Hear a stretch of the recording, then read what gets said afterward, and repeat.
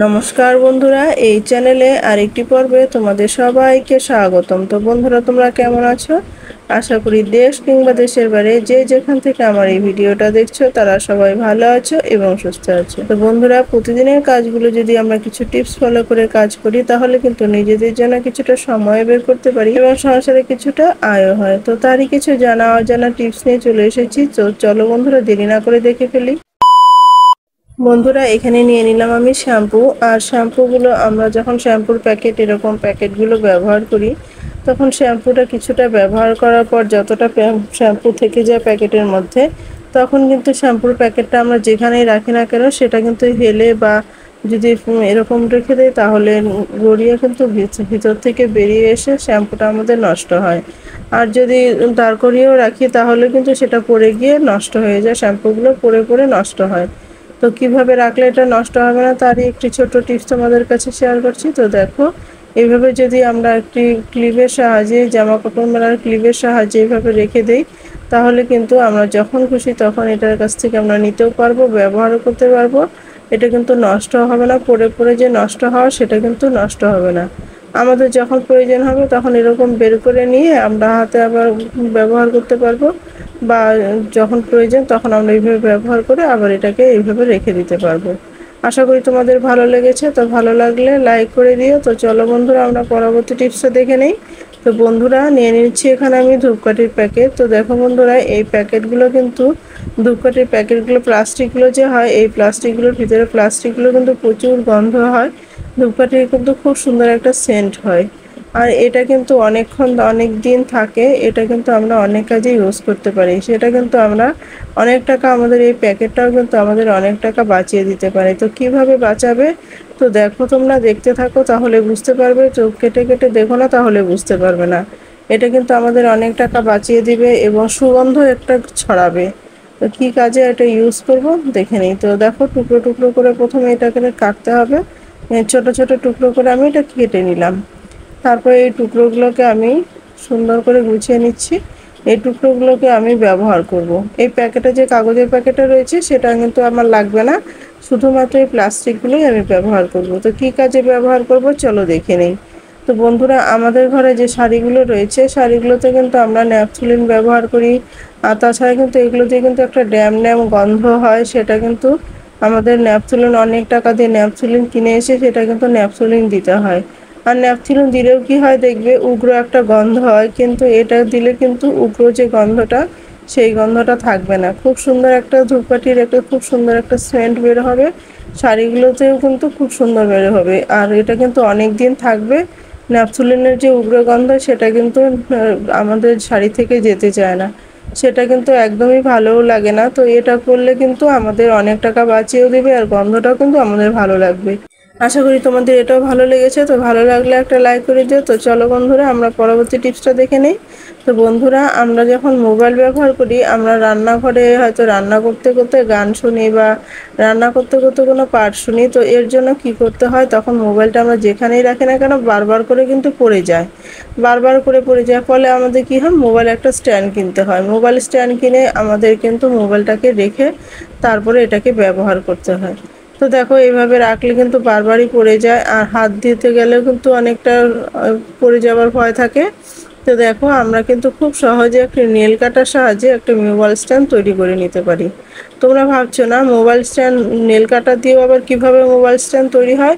হ্যাঁ বন্ধুরা, mobile stand কিন্তু এই আমাদের নেল কাটা দিয়েও খুব সুন্দরভাবে একটা তৈরি হয়। এটা তো আমাদের সব সময় ঘরেই থাকে।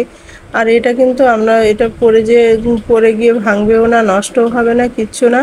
যখন আমরা নেল কাটবো তখন আমরা আবার কেটে নিতে পারবো, আবার যখন মোবাইলে ব্যবহার করব তখন আমরা মোবাইলে ব্যবহার করতে পারবো। তো দেখো, এখানে একটা গার্ডার লাগিয়ে নিলাম। গার্ডার লাগিয়ে নেওয়ার পর দেখো, খুব সুন্দরভাবে মোবাইলটা কিন্তু আমাদের এখানে স্ট্যান্ড হয়ে যায়। তো খুব সুন্দরভাবে এটা হয়, একবার পড়েও যাবে না, কিচ্ছু হবে না, নাড়াচাড়া করলেও কিন্তু পড়বে না। তো তোমাদের কাছে টিপসটি কেমন লেগেছে? ভালো লাগলে অবশ্যই একটা লাইক করে দিও। আর দেশের কোন কোন জায়গা থেকে আমার এই ভিডিওটা দেখছো তা যদি কমেন্ট করে জানাও তাহলে আমি বুঝতে পারতাম দেশের কোন কোন জায়গায় আমার বন্ধুরা রয়েছে। তো দেখতে পাচ্ছ খুব সুন্দরভাবে এভাবে কিন্তু মোবাইল আমরা স্ট্যান্ড তৈরি করে নিতে পারি ঘরের জিনিস দিয়ে। এখানে কিন্তু আমাদের একটা পয়সাও কিন্তু খরচ হলো না, খুব সহজেই আমরা ঘরে থাকা জিনিস দিয়ে মোবাইল স্ট্যান্ড তৈরি করে নিতে পারলাম। তো তো তোমাদের কাছে যদি ভালো লেগে থাকে অবশ্যই বন্ধু বান্ধবদের কাছে শেয়ার করো এবং পরিবারের সকলের কাছে শেয়ার করে দিও। তো চলো বন্ধুরা, তাহলে আমরা পরবর্তী টিপসটা দেখে নেই। তো বন্ধুরা প্রথমে আমি নিয়ে নিলাম বাটি, তারপর আমরা যেটা নেব সেটা হচ্ছে বন্ধুরা সামান্য পরিমাণে একটু চা পাতা। হ্যাঁ বন্ধুরা, সামান্য পরিমাণে একটু চা পাতা। তো তোমরা কিন্তু এখানে যে চা পাতা যে আমরা ব্যবহার করি সেই চা পাতাটাও ইউজ করতে পারো, কিন্তু এটা ধুয়ে নিতে হবে, ভালো করে ধুয়ে তারপরে ব্যবহার করতে হবে। তো বন্ধুরা দেখো, এটার সাথে আমি দিয়ে দিচ্ছি আর একটু সামান্য পরিমাণে কলগেট। তো এটা আমি কি কাজে ইউজ করব তোমরা দেখতে থাকো, তাহলে বুঝতে পারবে। তা না হলে কিন্তু বুঝতে পারবে না যে এটা আমরা কি কাজে ইউজ করছি। তো দেখো, সামান্য পরিমাণে কলগেট দিয়ে দিলাম আর সামান্য পরিমাণে এখানে আমি জল দিয়ে দিব, খুবই সামান্য পরিমাণে জল, যাতে 1 ফোঁটা জল, যাতে এটা কিন্তু যাতে নরম না হয়ে যায়। খুব সুন্দরভাবে এটা মিশ্রণটাকে আমাদের তৈরি করতে হবে। কয়েক ফোঁটা খালি জল দিলাম। তারপর দেখো, এটাকে আঙুলের সাহায্যে কিন্তু আমি খুব সুন্দরভাবে এটাকে মিশ্রণটাকে তৈরি করে নিচ্ছি। তো দেখো, এইভাবে দেখতেই পাচ্ছ, এটা কিন্তু ভালো করে কলগেটটা যাতে ভালো করে চা পাতাটার সাথে মিশে যায়, এইভাবে আমি মিশ্রণটাকে তৈরি করে নিব। তৈরি করে নিয়ে এটা আমরা কী কাজে ইউজ করব বন্ধুরা, আমাদের কিন্তু এই সামান্য জিনিসই কিন্তু আমাদের অনেক টাকা বাঁচিয়ে দিতে পারে। তো কিভাবে আমাদের বাঁচাবে, তো দেখো তোমাদেরকে দেখাচ্ছি সেটা। বন্ধুরা দেখো, আমাদের অনেক সময় কি হয়, মশা কামড় দেয়। মশা কামড় দিলে কি হয়, এটা কিন্তু গুটি গুটি হয়ে যায়, লাল হয়ে যায়, বা আস্তে আস্তে পরে সেটা কিন্তু কালো হয়ে যায়। এর জন্য কি করতে হয়, আমাদের অনেক অনেক অনেক দামি দামি কিন্তু মলম কিনে নিয়ে আসতে হয়। মলম কিনে নিয়ে এসে সেটা ব্যবহার করতে হয়, অনেক ধরনের জিনিস কিনে আনতে হয়, অনেক টাকা পয়সা কিন্তু এর জন্য খরচ হয়। যে মশা যেখানে কামড়ে দিল সেখানে আবার একটু যদি লাগিয়ে দেই তাহলে কিন্তু সেটা কমে যায়, কিন্তু সেটাতেও কোনো সময় হয় যে কমে না, বা অনেক টাকা খরচ হয়ে যায়। আর দেখো, মশা কামড় দিলে যাতে না ফুলে এরকম করে এটা দেওয়ার ফলে, যদি এটা দেওয়ার ফলে কিন্তু আর মশা কামড় দিলে ফুলবেও না আর কালোও হবে না। তারপর একটু জ্বালা জ্বালা করতে থাকে, চুলকাতে থাকে, সেটাও কিন্তু করবে না এটা দেওয়ার পর। তো তোমরা কিন্তু অনেক টাকা তোমাদের এটা বাঁচিয়ে দিতে পারে। তো তোমরা কিন্তু অবশ্যই বাড়িতে এটা ট্রাই করো। তো এটা তোমরা যদি চাও জামা কাপড়ে একটু সামান্য পরিমাণ জামা কাপড়েও লাগিয়ে দিতে পারো। এটার যে একটা উগ্র গন্ধ রয়েছে, কলগেট আর চা পাতাটা যে উগ্র একটা গন্ধ রয়েছে, সেটা কিন্তু আমাদের যে জামা কাপড়ে দেওয়ার ফলে আমাদের কিন্তু আর এটা কিন্তু মশা আমাদের কামড়াতে পারবে না। বিশেষ করে বাচ্চাদের তো দেখবে জামা কাপড়ে যদি তোমরা একটু একটু করে দিয়ে দাও, তাহলে কিন্তু বাচ্চাদেরও তো বোঝেও না, ওদেরকে কিন্তু খুব মশা কামড় দেয়। আর যদি এইভাবে জামা কাপড়ে একটু লাগিয়ে দেওয়া যায়, তারপর যদি শরীরে এরকম করে লাগিয়ে দেওয়া যায়, তাহলে কিন্তু খুব মশার অত্যাচার থেকে অনেকটা রেহাই পাওয়া যাবে। তো তোমরা কিন্তু অবশ্যই বাড়িতে ট্রাই করে দেখো বন্ধুরা, এটা একদম খুব কার্যকরী ওষুধ। এর জন্য কিন্তু তোমাদের বিশেষ কোনো মলম কিনে আনতে হবে না। আশা করি তোমাদের এটাও ভালো লেগেছে। তো ভালো লাগলে একটা লাইক করে দিও। তো চলো বন্ধুরা, আমরা পরবর্তী টিপসটা দেখে নেই।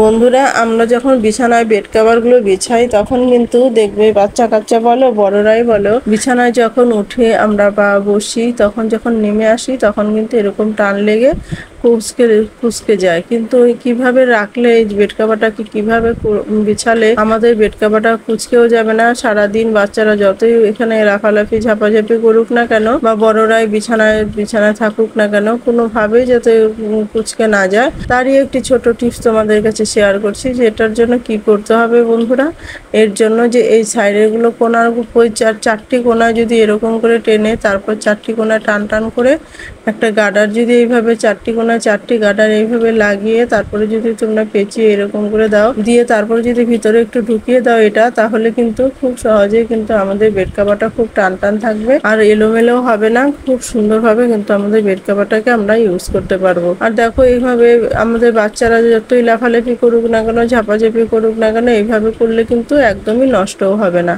আর বড়রা থাকলেও কিন্তু টান টান হয়ে থাকলে কিন্তু এইভাবে দেখতেও সুন্দর লাগে, আর বড়রাও কিন্তু এইভাবে বসলে নষ্ট হবে না। আশা করি তোমাদের কাছে ভালো লেগেছে। তো বন্ধুরা, ভালো লাগলে লাইক কমেন্ট শেয়ার করে দিও। আর এই ভিডিওতে যদি কেউ নতুন হয়ে থাকো, তাহলে সাবস্ক্রাইব করে আমার পাশে থেকো এরকম নিত্য নতুন ভিডিও পাওয়ার জন্য। তো বন্ধুরা, আজ এই পর্যন্ত, দেখা হবে নেক্সট ভিডিওতে। কেমন?